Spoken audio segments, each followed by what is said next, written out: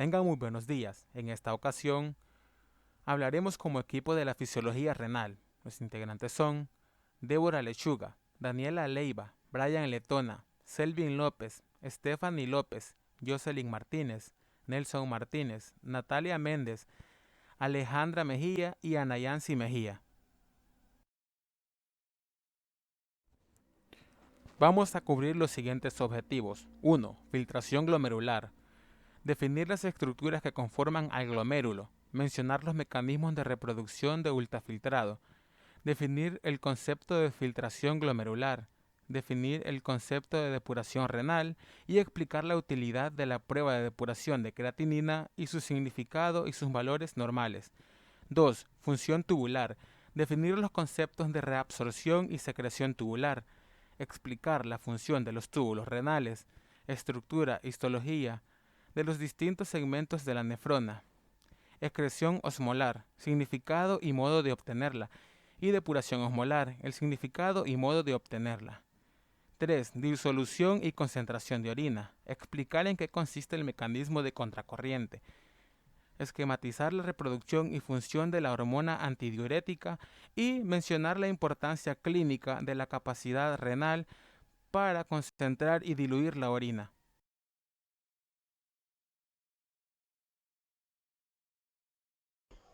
Definir las estructuras que conforman el glomérulo.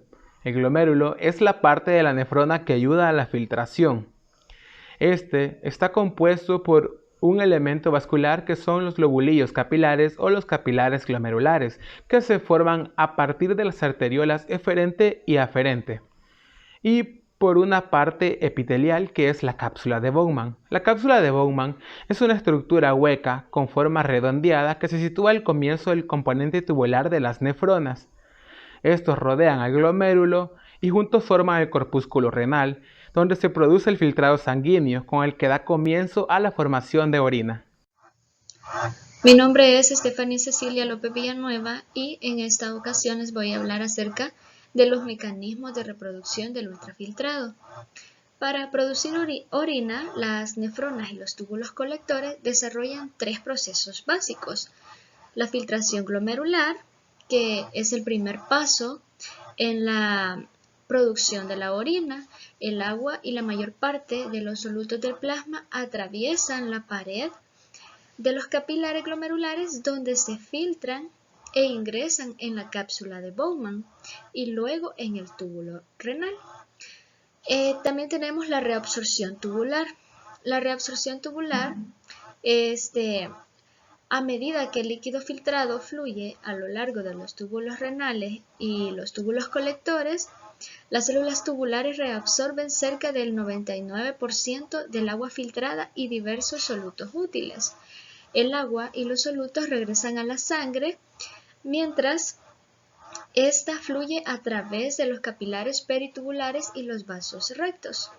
Y por último tenemos la secreción tubular, donde a medida que el líquido filtrado fluye a lo largo de los túbulos renales y los túbulos colectores, las células tubulares secretan otras sustancias como desechos, fármacos y compuestos iónicos presentes en concentraciones excesivas hacia el líquido filtrado. Es decir, que la secreción tubular elimina sustancias de la sangre. Continuando, tenemos que en el adulto medio la filtración glomerular es de unos 125 mililitros por minuto o 180 mililitros por minuto. La mayor parte del filtrado glomerular se reabsorbe, lo que deja únicamente 1 litro aproximadamente de líquido para su excreción al día, aunque si bien la tasa de excreción renal de líquidos puede ser muy variable dependiendo de la ingestión de líquidos. La membrana capilar glomerular es similar a la de otros capilares, excepto porque esta tiene tres capas principales. Primero tenemos el endotelio del capilar, que está perforado por cientos de pequeños agujeros llamados fenestraciones. Luego tenemos la membrana basal. la cual evita con eficacia la filtración de proteínas plasmáticas, en parte debido a las cargas eléctricas negativas fuertes de los proteoglucanos. Y tenemos una capa de células epiteliales o podocitos que están rodeando a la superficie externa de la membrana membrana basal capilar. Luego tenemos que la filtración glomerular va a estar determinada por la suma de las fuerzas hidrostáticas y coloidosmóticas a través de la membrana glomerular, que da lugar a la presión de filtración neta y el coeficiente glomerular. La presión de filtración neta representa la suma de las fuerzas hidrostáticas y coloidosmóticas que favorecen o se oponen a la filtración a través de los capilares glomerulares. Estas fuerzas son la presión hidrostática dentro de los capilares glomerulares, que favorece la filtración, la presión hidrostática en la cápsula de Bowman fuera de los capilares, que también se opone a la filtración, la presión coloidosmótica de las proteínas plasmáticas en el capilar glomerular, que se opone a la filtración, y por último la presión coloidosmótica de las proteínas de la cápsula de Bowman, la cual favorece la filtración. Ya para terminar, tenemos que el aumento del coeficiente de filtración capilar glomerular incrementa la filtración glomerular. El coeficiente de filtración es una medida del producto de la conductividad hidráulica y el área superficial de los capilares glomerulares. El coeficiente de filtración no puede medirse directamente, pero se calcula experimentalmente dividiendo la filtración glomerular entre la presión de filtración neta. También tenemos que el aumento de la presión hidrostática en la cápsula de Bowman reduce la filtración glomerular. En ciertos estados patológicos asociados a la obstrucción de la vía urinaria, la presión en la cápsula de Bowman puede aumentar mucho y provocar una reducción grave de la filtración glomerular. El aumento de la presión coloidosmótica capilar glomerular reduce la filtración glomerular. A medida que la sangre pasa desde la arteriola aferente a través de los capilares glomerulares hasta las arteriolas eferentes, la concentración plasmática de las proteínas aumenta alrededor de un 20%.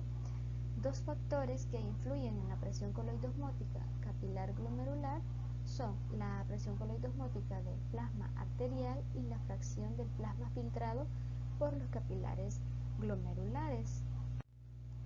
Y por último tenemos que el aumento de la presión hidrostática capilar glomerular incrementa la filtración glomerular. Los cambios en la presión hidrostática glomerular son la principal forma de regular fisiológicamente la filtración glomerular. La presión hidrostática glomerular está determinada por tres variables, todas ellas bajo control fisiológico, las cuales son la presión arterial, la resistencia arteriolar aferente y la resistencia arteriolar eferente. ¿Qué es la filtración glomerular? Es el primer paso en la formación de orina. Es la filtración de grandes cantidades de líquido a través de los capilares glomerulares en la cápsula de Bowman, casi 180 litros al día. La mayor parte de este filtrado se reabsorbe, lo que deja únicamente 1 litro aproximadamente de líquido para su excreción al día. Si bien la tasa de excreción renal del líquido puede ser muy variable, dependiendo de la ingestión de líquidos. La alta tasa de filtración glomerular depende de la alta tasa de flujo sanguíneo renal, así como de las propiedades especiales de las membranas de los capilares glomerulares. La composición del filtrado glomerular. Como la mayoría de los capilares glomerulares son relativamente impermeables a las proteínas, de manera que el líquido filtrado carece prácticamente de proteínas y elementos celulares, incluyendo los eritrocitos. Las concentraciones de otros constituyentes del filtrado glomerular, como la mayoría de las sales, moléculas orgánicas, son similares a las concentraciones en el plasma.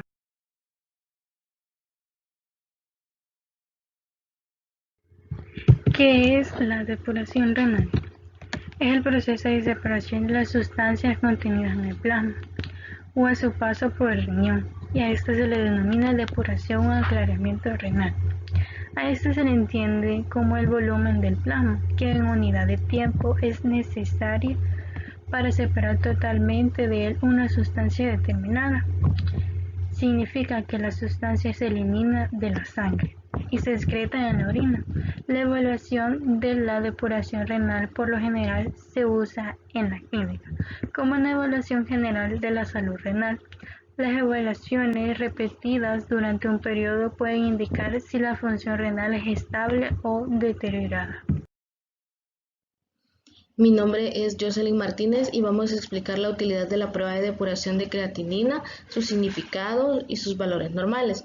Tenemos que el examen de depuración de creatinina compara el nivel de creatinina en la orina con su nivel de creatinina en sangre.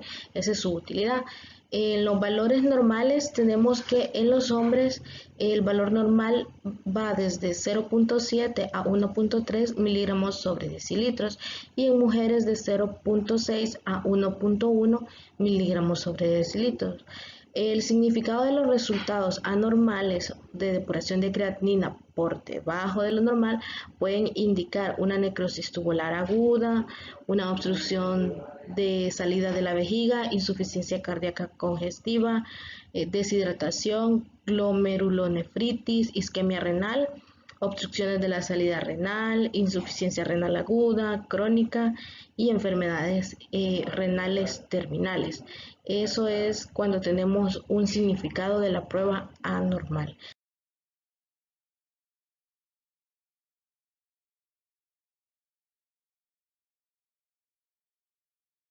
La reabsorción tubular es el proceso por el que el ultrafiltrado glomerular, o sea, la orina primitiva, pasa a lo largo de los túbulos por un gradiente de presión hidrostática y sufren modificaciones cuantitativas y cualitativas.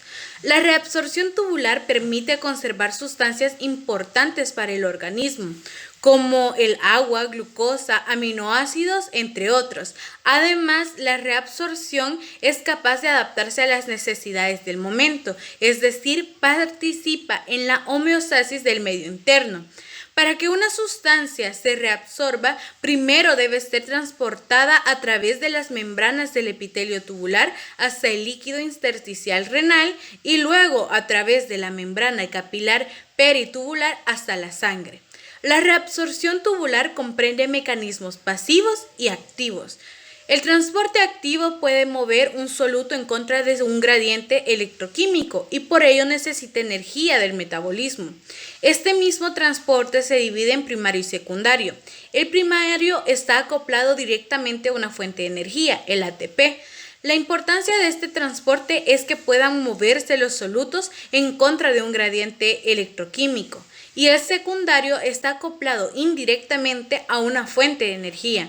En este transporte, dos o más sustancias se ponen en contacto con una determinada proteína de la membrana y ambas atraviesan la membrana.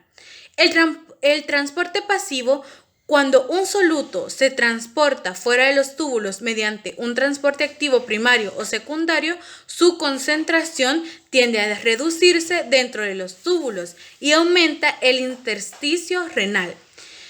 Por último, tenemos que es secreción tubular. La secreción tubular es el conjunto de mecanismos a través de los cuales sustancias son transportadas desde la luz de los capilares peritubulares hacia la luz tubular. Es el último proceso por el cual los riñones limpian la sangre y este proceso elimina las cantidades excesivas de ciertas sustancias corporales disueltas y también mantiene la sangre en el pH óptimo.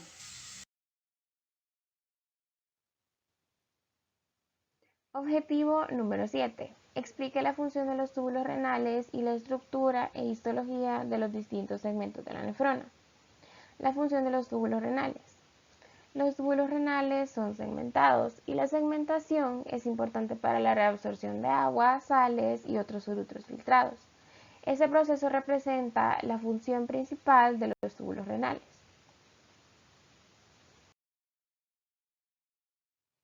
Estructura e histología de los segmentos de la nefrona. En primer lugar tenemos a la cápsula glomerular, constituida por capa visceral y parietal.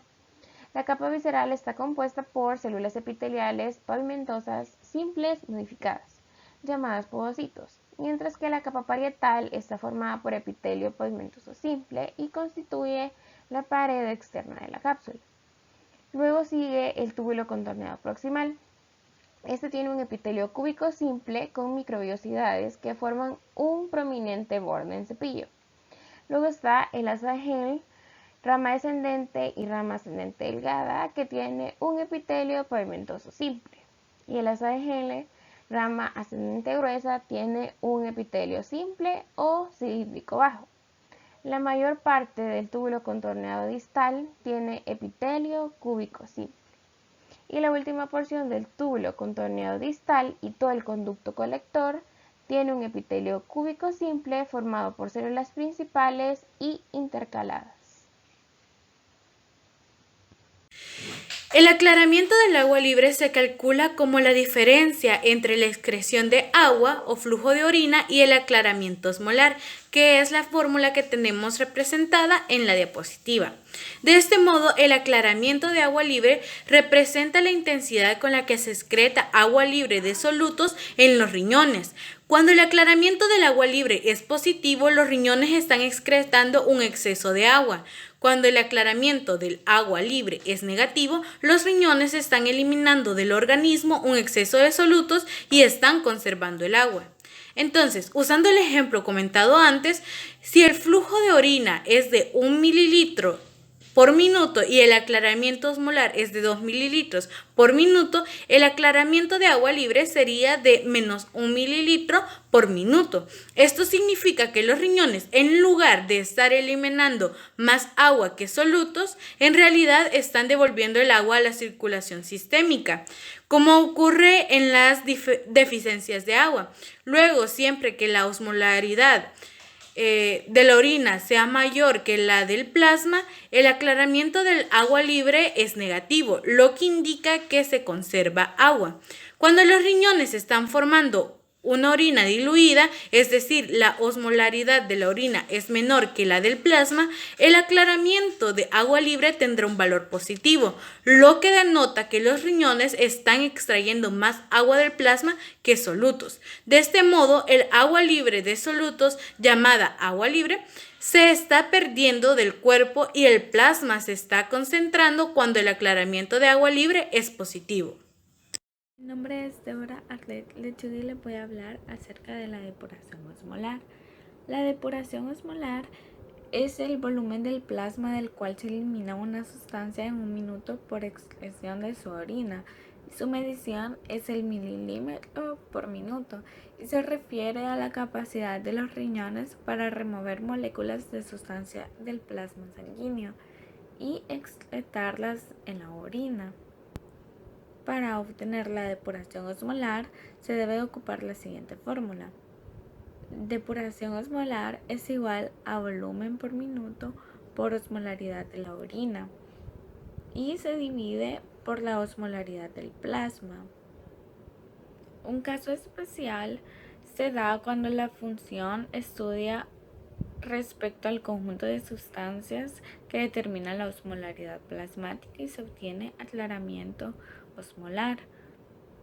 De la fórmula se deduce que cuando la orina que se produce es isotónica con el plasma, es decir, tiene la misma osmolaridad que el plasma, el aclaramiento osmolar será igual al flujo de orina. Y cuando la orina es hipertónica, es decir, su osmolaridad es mayor que la del plasma y por lo tanto es una orina concentrada, lo cual implica que se está produciendo una eliminación neta de solutos. El aclaramiento osmolar será mayor que el flujo de la orina. Cuando la orina es hipotónica, por ser su osmolaridad menor que la del plasma, el aclaramiento osmolar es menor que el flujo de la orina y lo que ocurre es una pérdida neta de agua plasmática.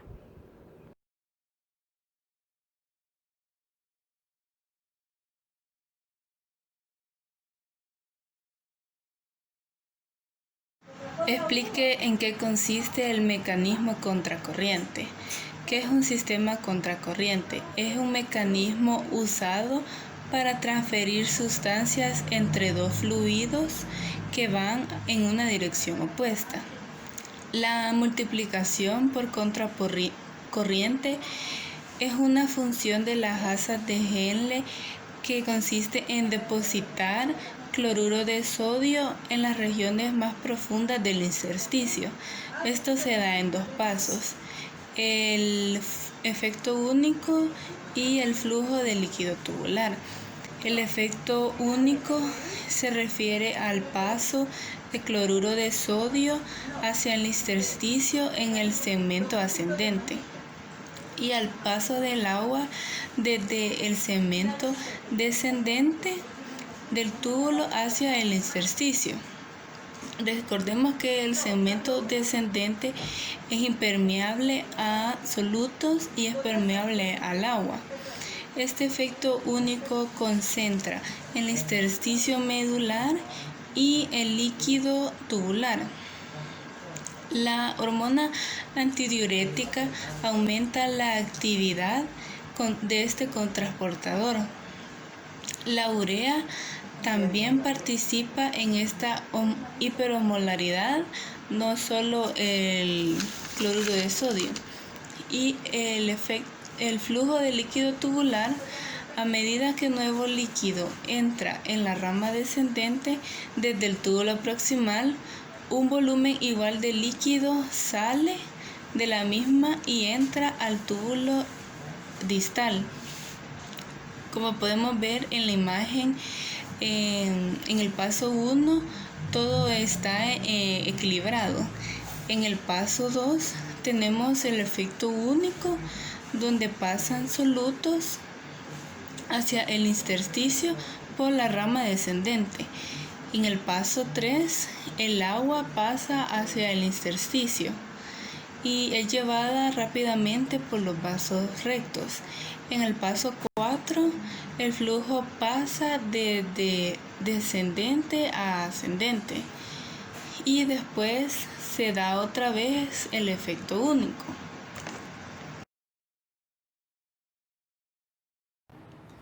Con respecto a la hormona antidiurética y su producción y su función, primero tenemos que saber que antidiurético significa una disminución en la diuresis, es decir, una disminución en el volumen de la orina, pero también es conocida como vasopresina, es decir, que va a generar una vasoconstricción cuando hay una disminución de la presión arterial o del volumen sanguíneo. Aunque esta segunda función es menos... Los receptores del hipotálamo son menos sensibles, es decir, que necesitan cambios muy bruscos en la disminución del volumen sanguíneo, de la presión arterial, para que se pueda dar la producción y la liberación de ADH. Entonces, ¿cuál va a ser nuestro factor principal que va a estimular la producción y la liberación de ADH? Será la osmolaridad, es decir, que cuando aumente la osmolaridad, como se ve en el esquema, en el líquido extracelular, esto va a estimular a los osmoreceptores que se encuentran en la región anterior del hipotálamo, y estos van a enviar señales nerviosas al núcleo supraóptico y paraventricular, como podemos ver en la imagen, y para la producción de ADH. Y a la vez van a ir señales nerviosas por el tallo hipofisario hacia la neurohipófisis para estimular la liberación de ADH, porque en la neurohipófisis es donde se almacena la ADH. Entonces, va a aumentar la concentración plasmática de ADH, esta va a viajar al riñón, principalmente a la porción final del túbulo contorneado distal, el conducto colector cortical, el conducto colector medular, y va a aumentar la reabsorción de agua, aumentando la producción de acoporinas tipo 2, que por ende va a aumentar la permeabilidad al agua. Ahora, ¿en qué procesos se dan? ¿En qué momento se da este proceso? Cuando existe una persona que no ha ingerido suficiente agua, que hay una deficiencia del agua, la hormona antidiurética va a actuar reabsorbiendo esa agua que nos queda y evitando que se excrete por la orina. Entonces nos va a generar una disminución en el volumen de la orina, y también va a ser una orina más concentrada. Y cuando es el caso contrario, cuando es una persona con exceso de agua, la osmolaridad va a disminuir en el líquido extracelular y eso va a disminuir la estimulación a los osmoreceptores y va a disminuir obviamente a la producción de ADH y a la liberación de ADH, y por ende la reabsorción de agua en esos niveles de la nefrona, que es el túbulo contorneado distal, el conducto colector cortical y el conducto colector medular, va a disminuir, y por ende la orina de esa persona va a ser una orina diluida y va a haber un aumento en el volumen de la orina porque se va a estar excretando agua. Mi nombre es Silvio Maldemar López y yo voy a desarrollar el objetivo 12, que dice de la siguiente manera: menciona la importancia clínica de la capacidad renal para concentrar y diluir la orina. Primeramente, en esta lámina tenemos a la hormona antidiurética, que desarrolla un papel muy importante en este caso con la concentración y la dilución de la orina. La función principal de la hormona antidiurética dice que es controlar la concentración de la orina, así como la osmolaridad y la concentración de sodio. Continuando con nuestro objetivo, vamos a pasar a hablar un poco sobre lo que es el filtrado glomerular. Dice que el filtrado glomerular tiene una osmolaridad que cambia a medida que atraviesa los distintos segmentos del túbulo renal. En el túbulo contorneado proximal, el filtrado glomerular es isotónico con respecto al plasma, volviéndose hipotónico cuando llega al túbulo contorneado distal. En la parte final del túbulo contorneado distal, lo que corresponde con la localización del túbulo conector y la parte inicial del túbulo colector, donde la osmolaridad del fluido tubular cambia como consecuencia de la acción de la vasopresina. Así como los niveles circulantes de vasopresina son altos, el fluido tubular se vuelve isotónico, pero se mantiene hipotónico si los niveles de vasopresina son bajos. En el túbulo colector de la médula renal, la osmolaridad del fluido tubular aumenta hasta niveles superiores a los del plasma en situaciones de antidiuresis, pero también se sigue manteniendo hipotónico en situaciones de diuresis acuosa. Ahora, representándolo con algunos ejemplos, continuando con lo que es el objetivo de la importancia clínica de la capacidad renal para concentrar y diluir la orina, podemos hacer el siguiente análisis: que en numerosas ocasiones hemos podido constatar el hecho de que si bebemos continuamente sorbos de agua de una botella, de un vaso, etc., durante todo el día se produce la necesidad de orinar. Y cada vez que se orina, se puede observar que la orina producida es clara. De forma contraria, si no bebemos agua durante todo el día o no sentimos la necesidad de beber agua, por ende, no vamos a sentir la necesidad de ir al baño de manera consecuente. Pero una vez que si lleguemos a la necesidad de ir al baño, podríamos observar que la orina producida será más oscura, diferente al primer caso donde decíamos que si tomamos mucha agua, la orina será clara. ¿Qué queremos decir con esto? Queremos decir que, por ejemplo, en el primer caso la orina es más diluida. Es una orina que contiene pocos electrolitos y pocos productos de desecho en relación a la cantidad de agua. El cuerpo elimina el exceso de agua cuando bebemos una cantidad de líquido relativamente agua, y el poco producto de desecho que hay está muy diluido. Diferente es el caso de la segunda manera, o del segundo caso que hablamos, que dice que el cuerpo necesita conservar agua. Como continuamente perdemos agua a través de la piel y por la respiración, los riñones trabajan para reabsorber la mayor parte de agua en el filtrado. Al mismo tiempo, el cuerpo produce productos de desecho que necesitan, en este caso, pues eliminarse por medio de los riñones. Así que estos producen una orina más concentrada, con muchos solutos, incluyendo desechos y electrolitos con una menor cantidad.